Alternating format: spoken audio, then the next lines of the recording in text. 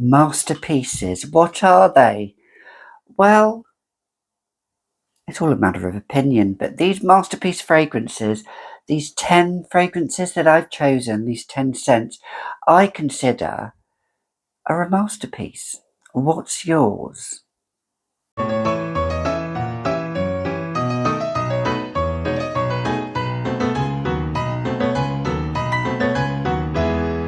Hi, I'm Gabby, and welcome back to another edition of the Fragrantician.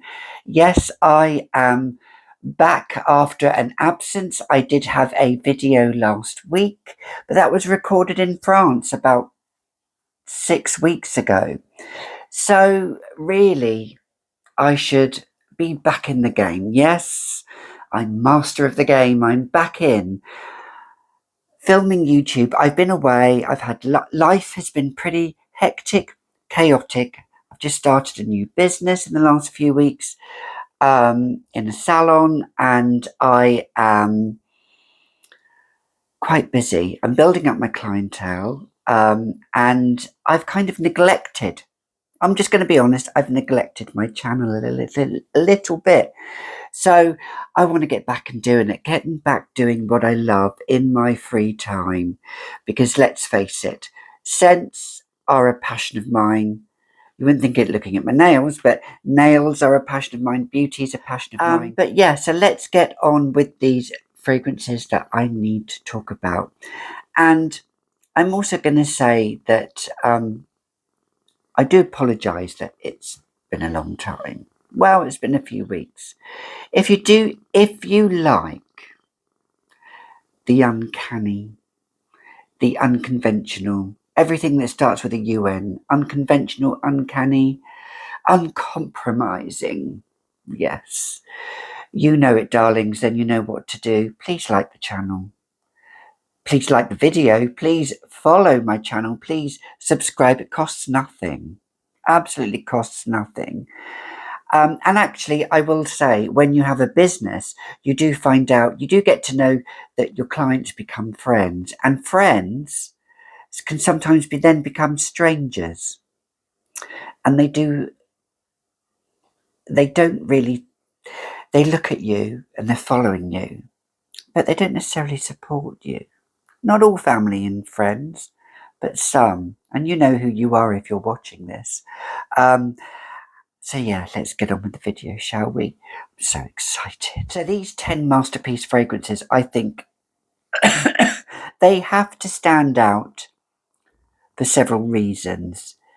I think either they were ahead of their time, nothing like it on the market when it came out, and also I think not all fragrances have to be complex. Some fragrances can just be simplistic and can just stand out like no other. But this first one that I'm going to talk about is Portrait of a Lady by Dominique Ropion, who is the perfumer. Let's face it, this is the quintessential rose, incense, raspberry. It's not a sweet rose.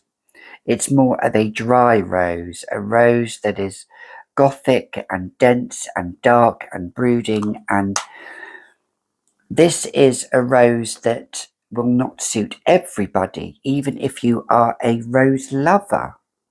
But for me, this, when it came out, I never tried it. I only experienced it about 18 months ago. And I will say it was a love at first sniff. If you're into a gateway, if you're breaking into niche fragrances, this is one to sniff. This is one to try and get your hands on. It has some raspberry in there, but it's mostly about this rose that is dry and is just so dense and foreboding and gothic and dark, and it has something about it which is a bit of a je ne sais quoi. Portrait of a Lady. Do you like this scent? Do you hate this scent? I love it. Now, I haven't got Carnal Flower in this list. No, I haven't. It's not It's one of my favourite tuberose fragrances, but I think this really deserves a top spot as being a masterpiece scent. Portrait of a lady. The next one is if you're looking for a jasmine scent. Now, there are a plethora of jasmine scents out there, but this one really, when it hit the market, it was, again, I don't think anything like any other. That is Lust by Lush. It's quite a one-note fragrance. Bit of other floral notes in there, but mostly the jasmine. You have to like jasmine. It is a vampire scent. It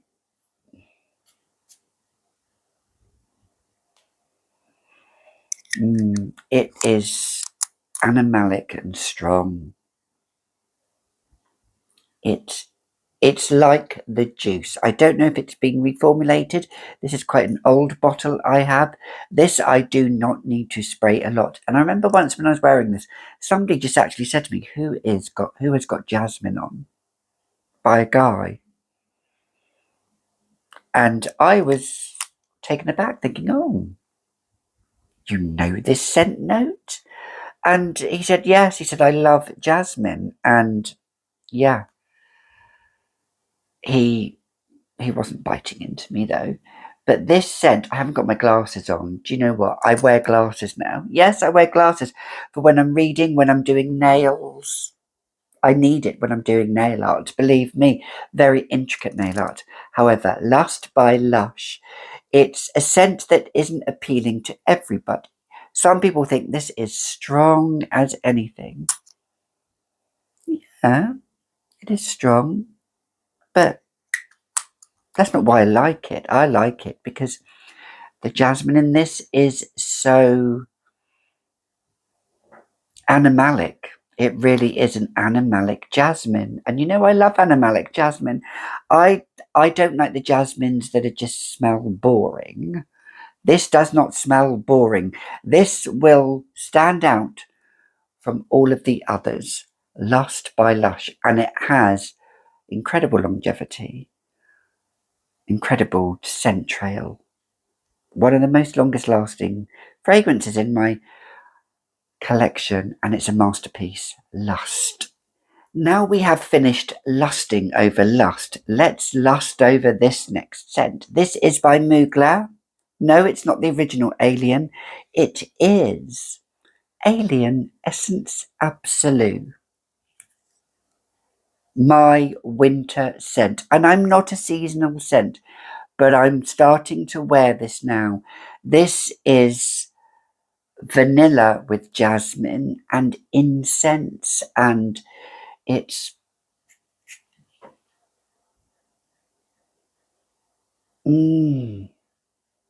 it's powdery as well. I get powderiness from this. This has long been discontinued. If you can get your hands on, and it's been discontinued several years now, and if you get your hands on it, kudos to you. But this is like no other fragrance in my collection. I don't think it has a little bit of alien DNA, but this is amplified 10 times. Now, I have just seen the new Alien Suprafloral. Would it be up my street? Please comment down below if you think it would be up my street, because the Alien Goddess wasn't.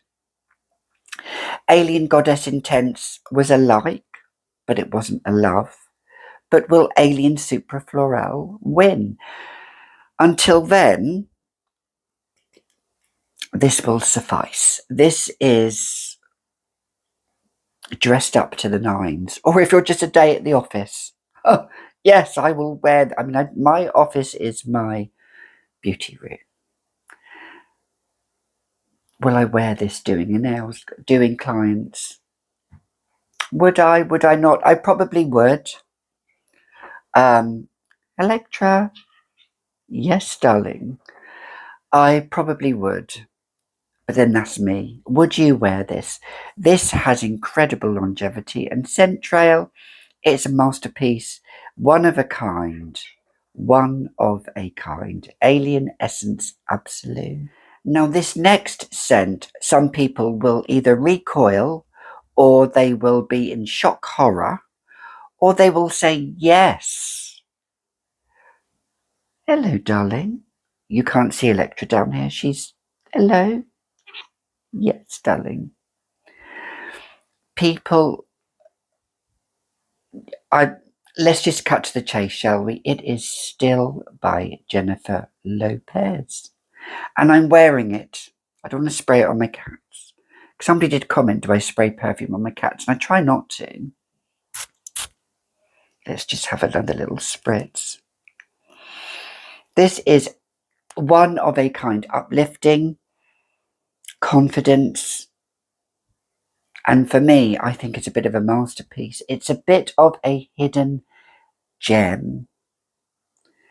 Dress it up, dress it down, wear it daytime, wear it nighttime, wear it all year round.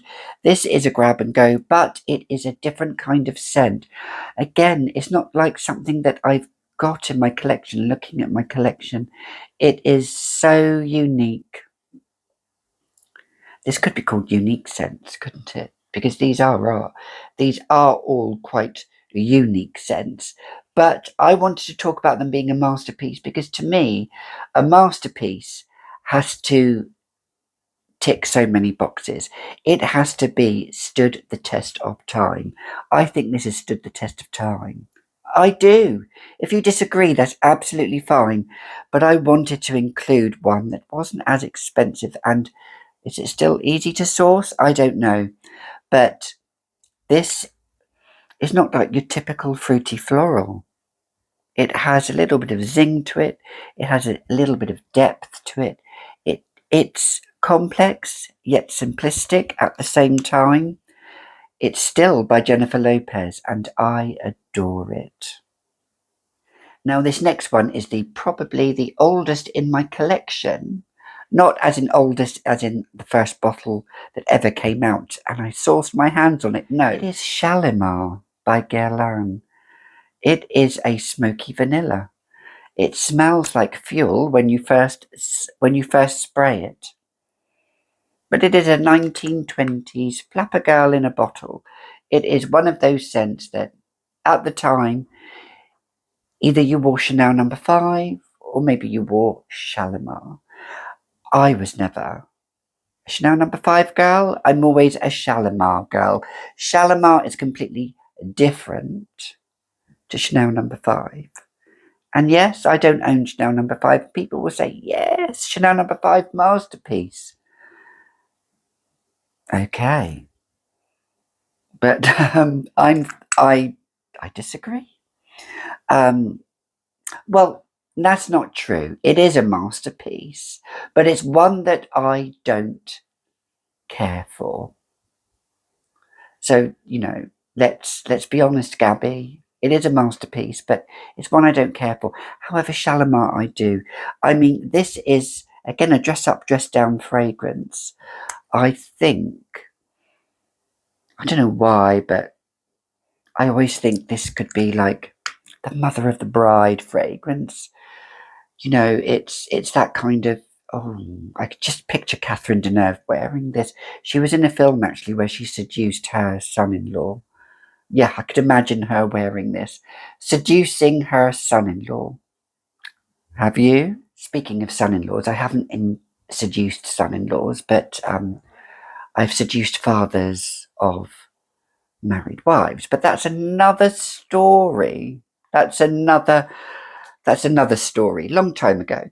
Anyway, let's move on. Now, this next one. Yes, it is a masterpiece. It is Angel by Muga. Now, I'm not going to talk at great lengths about Angel, but when it came out in 1992, it was like no other. And let's face it, when Angel Elixir came out, was it the end of last year or this year? I thought they would have done a 30th celebration for Angel. No, of course they're not going to. No, they're going to milk Angel for what it's worth and just bring out another flanker that does smell lovely, but is one that I would not purchase. I was going to. I nearly bit the bullet. but this will win every time. This is even better than any of the flankers that have come out, even better than the eau de toilette, in my opinion. That's my opinion. And it's a masterpiece for a reason, because it's this spun sugar cotton candy patchouli scent that people either love or people either hate. And I'm angel and alien. I'm both in camp. Maybe just a bit more angel. I've said this in my will. When I'm buried, a bottle of this has to be buried with me. Yes, exactly. That's the kind of girl that I am. Angel, because it transformed my life. It transformed everything about me as a trans woman, and I absolutely enjoy it. I think it's very unisex. I don't know if you can see a tail here, but yes, he's in the picture here. Yeah, what can I say? I'm not going to say any more about it. Angel, masterpiece, end of. Or as the Americans say, period. In the UK, we say end of. Well, I do. This next one, again, is another gateway to a niche fragrance if you're looking for one. And that is Andy Tower, L'air du désert marocain, or L'air du désert marocain. It is one of those dry, aromatic. It's one of those scents that I think you could wear in the height of summer or the height of winter. You could wear it when the sun is absolutely shining, or you could wear it when it's absolutely crisp cold or in the dead of winter.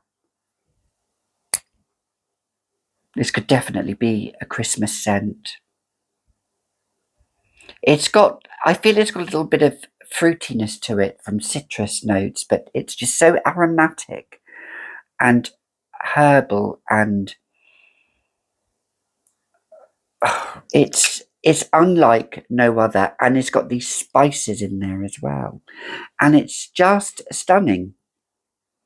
And I'm glad I own a bottle, and I think it is a favourite. It gets lots of compliments. I've had tons of compliments wearing this. I've had people chasing after me. What are you wearing? Oh, you are absolutely smelling lovely. I also even had one man that said I smelt alluring. Take that what you will. The next one is, well, actually, the next two are both Dior scents. And no, it's not pure poison, but it's one of them. Hypnotic Poison. This, when it first came out, was, and I think still is, one of a kind. It is a masterpiece. It's almond, anise, vanilla, dripping with decadence. This is a scent that I don't know, somehow I feel Isabella Rossellini in Death Becomes Her would wear. I don't know if she ever actually did wear this, although she was the face of Lancôme Trésor. But this one, I could just imagine her in Death Becomes Her wearing this. This is this hypnotic poison that bewitches and just enchants you. It's got this almondy scent, but it also has this vanillic, deep sweetness to it, which I love. It goes very sweet on my skin. And you know I don't like sweet scents. This is a first formula. This is beautiful. This is just breathtaking. And I think it was groundbreaking at the time. Just like the next one I'm going to talk about, which is the Big Sister, the original Poison.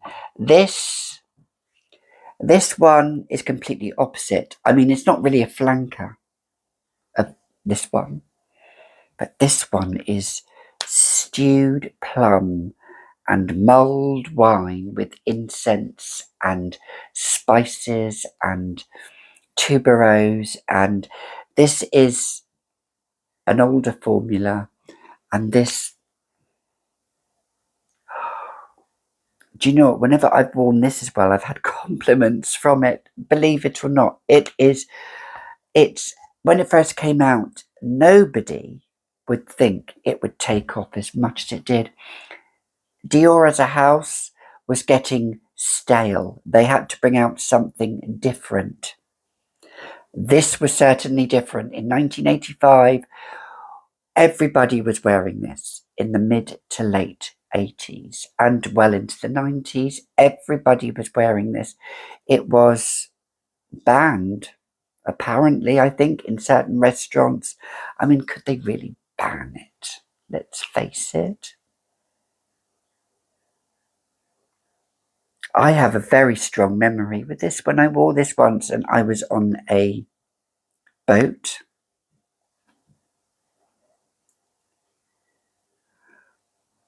Yes, I was on a boat in the middle of the Seine and I was wearing this on a date in Paris in the mid-90s. Yeah,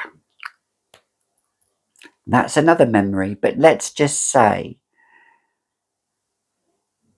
clothes were peeled off. Masterpiece.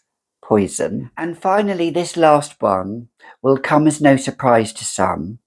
Some people may be surprised because they might think, oh, you would have chosen one from Cacharel, maybe. Maybe I did. Maybe I didn't. Well, I didn't. I chose from the house of Papillon. It is Salome because it is such an evocative scent like no other. Yeah, let's do an eye roll moment. I'm going to get another bottle of this for Christmas. I have not been using it the last few months. I've actually not been wearing fragrance a lot for the last few months because, as some of you know, I've had a lot of mental health issues and going through certain periods in the last few months, I wanted to focus more on myself. And I'm still focusing on myself. But now I feel that Salome needs a comeback. It's a chypre unlike no other. It is a chypre with Turkish rose, jasmine, animalic concoctions galore. I've said it before and I'll say it again. It is your fur coat, no knickers, or it could be you're dressed up to the maximum. It's a fragrance that some people have to be in the mood to wear. For me, I was wearing it a lot. And I think I needed to draw myself back from it a little bit.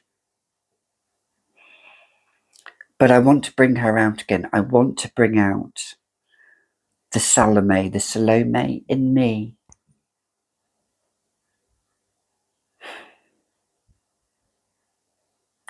It's something of an enigma, this scent. Even now I feel quite emotional. But in a good way. To me, when I was wearing this at certain points in my life, it was at certain points where I was not functioning properly, shall we say. Whereas now my life is more manageable now.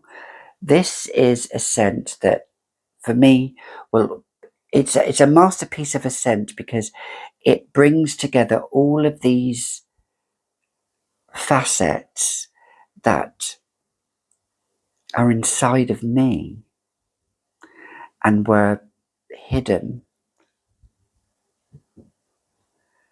And it's kind of like a bit of I became a bit of a shadow of my former self. And this to me, this is making a comeback, a return. And I'm just going to spray a little bit on my hand. I haven't worn it in a long time. That's all I need. It opens up with this mind-blowing whoa. But it dries down as it wafts. It's quite magical in the sense of it is everything, but I don't want to say nothing. It's not nothing at all. It's everything that you can imagine. To me, it's everything I can imagine of in life that is coming together. Yes, and some people will just smell this and think, what the hell are you talking about, Gabby? It's a stinky scent. It's raw. It's its most authentic self. And I think at the time I was trying to be authentic, but I wasn't. And this was fighting against it.